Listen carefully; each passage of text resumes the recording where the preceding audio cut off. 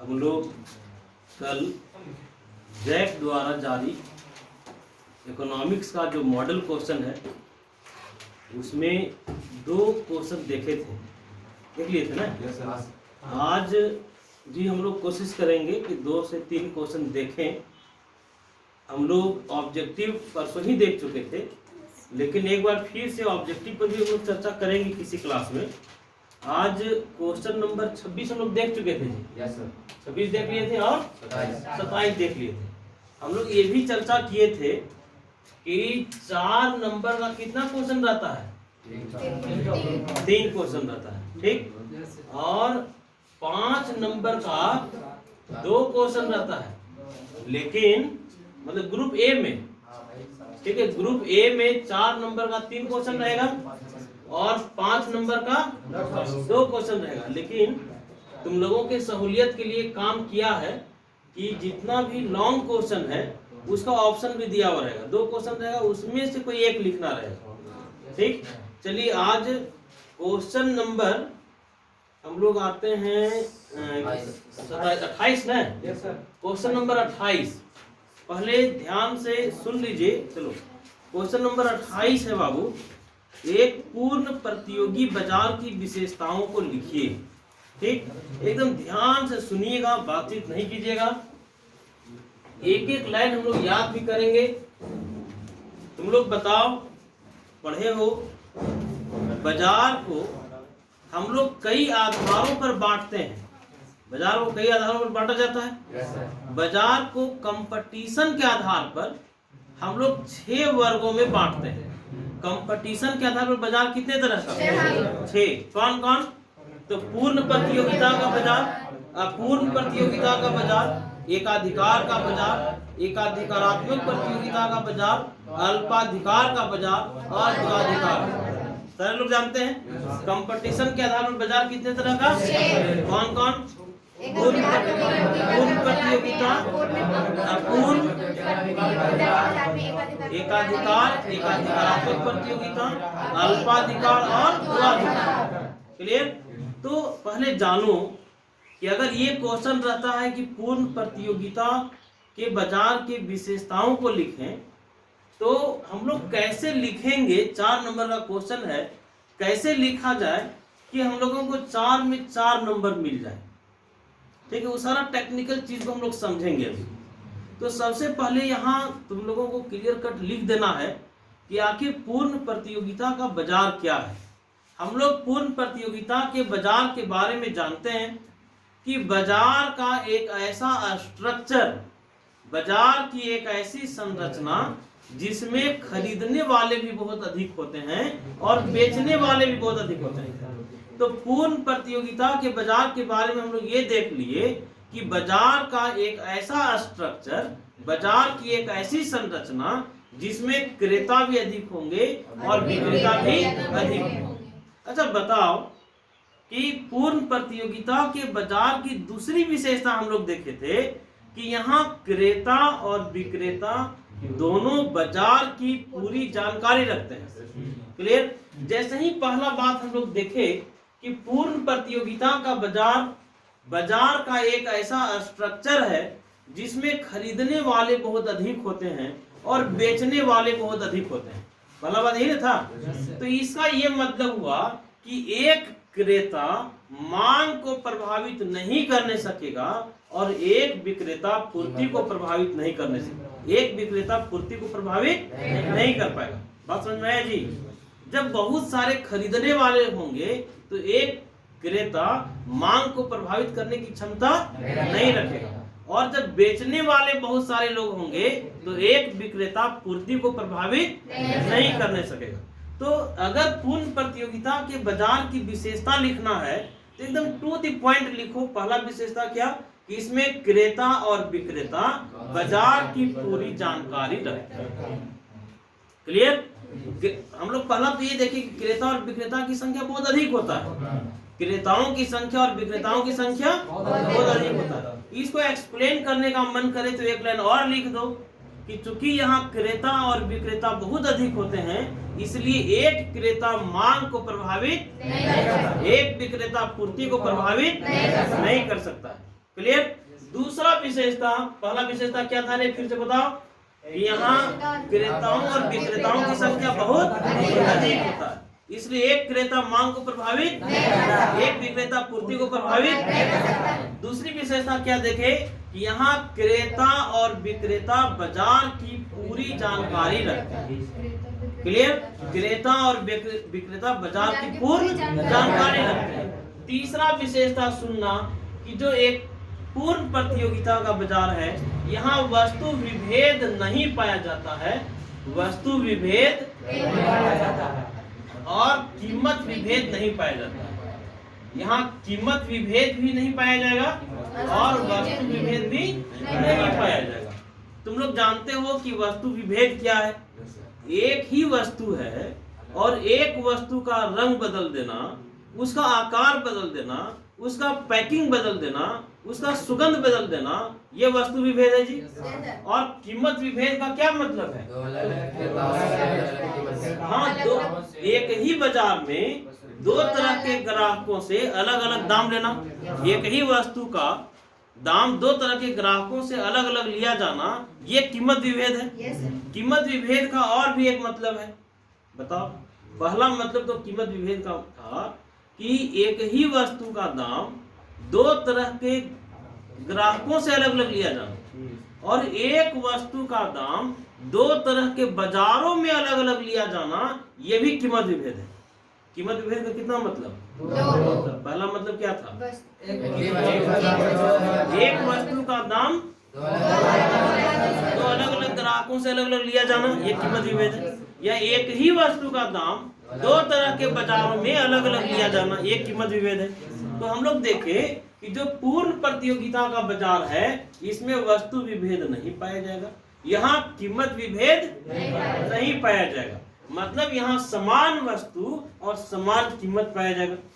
बोलो जी, तीन विशेषता एकदम याद हो गया। पहला तो हम लोग देखे कि यहाँ क्रेता और विक्रेता की संख्या, और एक क्रेता मांग को प्रभावित, एक विक्रेता पूर्ति को प्रभावित नहीं कर सकता है। दूसरा बोलो, क्रेता और विक्रेता बाजार की पूरी जानकारी रखते हैं। और तीसरा बताओ, यहाँ वस्तु विभेद और कीमत विभेद, मतलब यहाँ समान वस्तु और समान कीमत पाया जाता है। तीन विशेषता एकदम याद हो गया है। चौथा, ध्यान से सुनना कि जो पूर्ण प्रतियोगिता का बाजार है, पूर्ण प्रतियोगिता के बाजार में जो फर्म होते हैं, ये कीमत स्वीकारक होते हैं, कीमत निर्धारक नहीं होते हैं।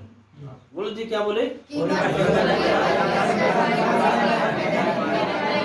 पूर्ण प्रतियोगिता के बाजार में फर्म कीमत निर्धारक नहीं होते हैं। तो यहाँ कीमत का निर्धारण कौन करता है? तो उद्योग करता है, इंडस्ट्री करता है।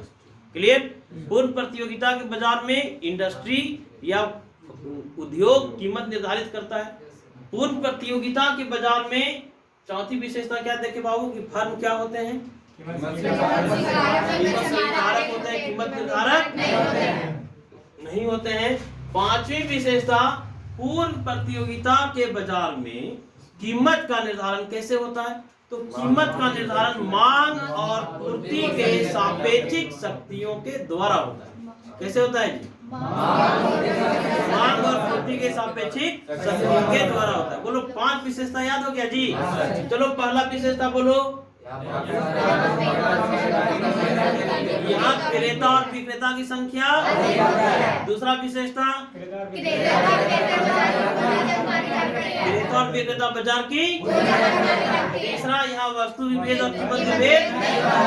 चौथा बोलो, यहाँ फर्म कीमत निर्धारक होते हैं, कीमत निर्धारक नहीं होते हैं। और पांचवा बताओ, यहाँ कीमत का निर्धारण कैसे होता है? मांग और पूर्ति के सापेक्षिक शक्तियों के द्वारा होता है। क्लियर। अब छठा विशेषता, ध्यान से सुनना। छठा विशेषता क्या है? पूर्ण प्रतियोगिता के बाजार में, उद्योग में कोई भी नया फर्म प्रवेश कर सकता है और कोई भी पुराना फर्म उद्योग से बाहर जा सकता है। क्लियर। बोलो जी, छठा क्या था? कोई भी नया फर्म इंडस्ट्री में आ सकता है, कोई भी फर्म इंडस्ट्री से बाहर जा सकता है। मतलब फर्मों के प्रवेश और निकलने पर कोई प्रतिबंध नहीं होता है। 6 विशेषता याद हुआ?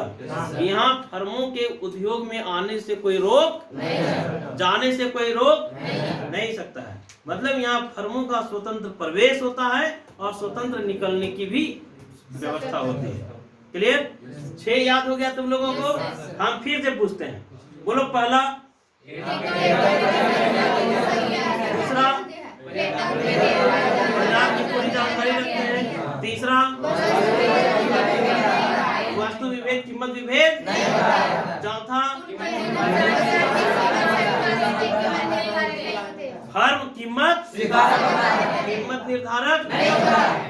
पांचवा, कीमत का निर्धारण कैसे होता है? मांग और पूर्ति के द्वारा होता है। और छठा बताओ, कोई भी फर्म इंडस्ट्री में आ सकता है, कोई भी फर्म इंडस्ट्री से जा सकता है। 6 याद हो गया? अब 7वां विशेषता तुम लोग सुनना। तैयार हो सुनने के लिए? 7वां विशेषता ये है कि पूर्ण प्रतियोगिता के बाजार में परिवहन लागत नहीं लगता है। अगर ऑब्जेक्टिव रहेगा कि निम्न में से किस बाजार में परिवहन लागत शून्य होता है? पूर्ण प्रतियोगिता का बाजार। देखो, पूर्ण प्रतियोगिता के बाजार के बारे में कहा जाता है कि ये वास्तविक जीवन में देखने के लिए नहीं मिलता है, ये काल्पनिक बाजार है। क्यों? इसलिए कहा गया, अभी हम लोग चर्चा किए कि इसकी एक विशेषता है कि यहाँ परिवहन लागत नहीं लगता है। बताओ, कोई भी ऐसा बाजार होगा जी जहाँ परिवहन लागत 0 होगा? नहीं होगा। लेकिन इसकी एक विशेषता है किस बाजार की? पूर्ण प्रतियोगिता का। अगर ऑब्जेक्टिव रहा कि किस बाजार में परिवहन लागत 0 होता है? पूर्ण प्रतियोगिता के बाजार में। तो 6-7 विशेषता देख लिए, यहाँ परिवहन लागत शून्य होता है। 8वीं विशेषता सुनना, ठीक? 8वीं विशेषता है पूर्ण प्रतियोगिता के बाजार का कि जो पूर्ण प्रतियोगिता का बाजार होता है, इसमें मांग की आड़ी लोच, बोलो, मांग की आड़ी लोच इन्फिनिटिव होता है। मांग की आड़ी लोच इन्फिनिटिव होता है। बताओ, वह कौन सा बाजार है जिसमें मांग की आड़ी लोच 0 होगा? एकाधिकार के बाजार में मांग की आड़ी लोच 0 होता है। लेकिन पूर्ण प्रतियोगिता के बाजार में मांग की आड़ी लोच इन्फिनिटिव क्यों होता है? आड़ी लोच समझते हो ना? आड़ी लोच का मतलब है कि एक वस्तु के कीमत में परिवर्तन होने से दूसरे वस्तु के मांग पर क्या प्रभाव पड़ेगा, ये बताता है आड़ी लोच। आड़ी लोच से क्या पता चलता है जी? बोलो। एक वस्तु के कीमत में परिवर्तन होगा तो दूसरे वस्तु के मांग पर क्या प्रभाव पड़ेगा? ठीक। चीनी के कीमत में परिवर्तन होगा तो गुड़ के मांग पर क्या प्रभाव पड़ेगा, ये जानकारी आड़ी लोच से मिलता है।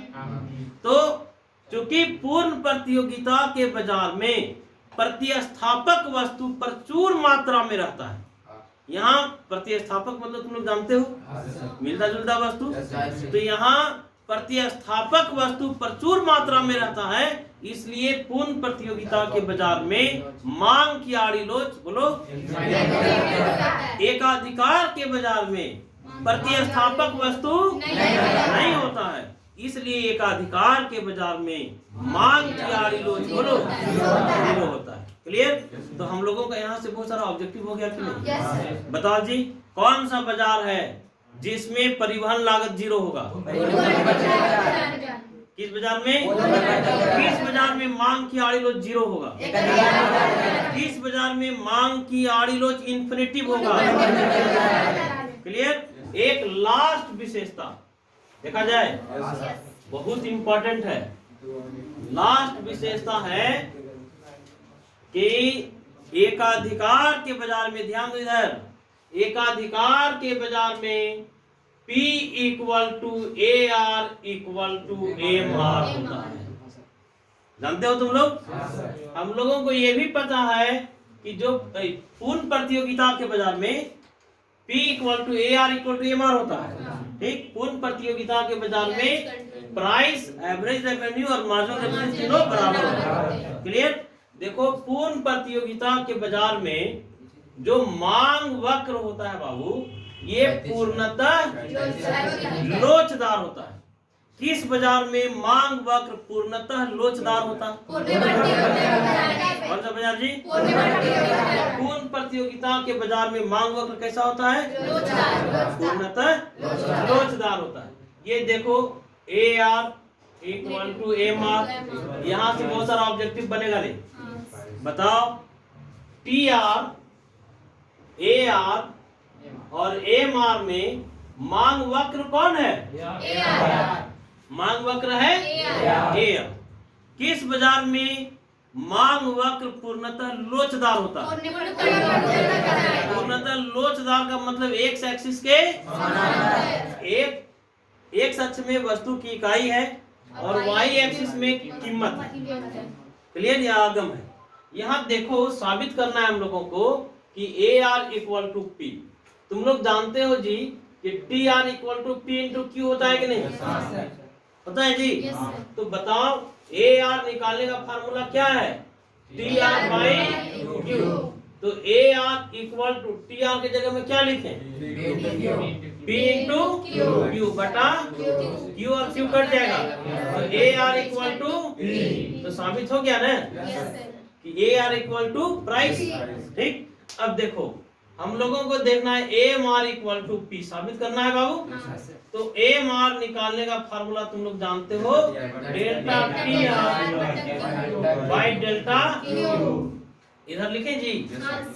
तो AMR equal to delta TR by delta Q।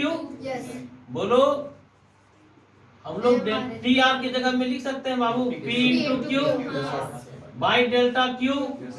यहाँ तक किसी को दिक्कत है क्या? बताओ, तुम लोग पढ़े हो कि जो पूर्ण प्रतियोगिता का बाजार होता है वहाँ फर्म कीमत स्वीकारक होता है, कीमत निर्धारक नहीं होता है। मतलब वो प्राइस को चेंज नहीं कर सकता है, वो क्वांटिटी को चेंज कर सकता है। क्लियर? यहाँ एक लाइन लिखना, क्या लिखना कि पूर्ण प्रतियोगिता के बाजार में, पूर्ण प्रतियोगिता में फर्म क्या होता है जी? कीमत स्वीकारक होता है। ठीक, निर्धारक नहीं होता है। मतलब वो प्राइस को चेंज किसको कर सकता है? क्वांटिटी। तो डेल्टा क्यू कट गया तो AMR इक्वल टू P। तो हम लोग क्या साबित कर लिए कि हम लोग साबित कर लिए जी कि AR equal to MR equal to P। अब चलो हम तुम लोगों से चलो गप नहीं जी, पूर्ण प्रतियोगिता के बाजार से जो ऑब्जेक्टिव क्वेश्चन बन सकता है एक बार हम पूछते हैं, पूछा जाए? चलो बताओ, वह कौन सा बाजार है जिसमें मांग की आड़ी लोच इंफिनिटिव होता है? क्लियर? वह कौन सा बाजार है जिसमें मांग की आड़ी लोच 0 होता है? कौन सा बाजार?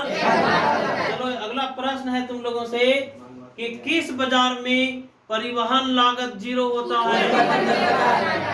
क्लियर? यहाँ फर्म कीमत निर्धारक और मांग वक्र पूर्णतः लोचदार होता है। मांग वक्र पूर्णतः लोचदार होता है। अब बताओ, अगर ये क्वेश्चन रहेगा तो लिख लोगे कि नहीं? लिखा जा सकता है? समझ गए बात?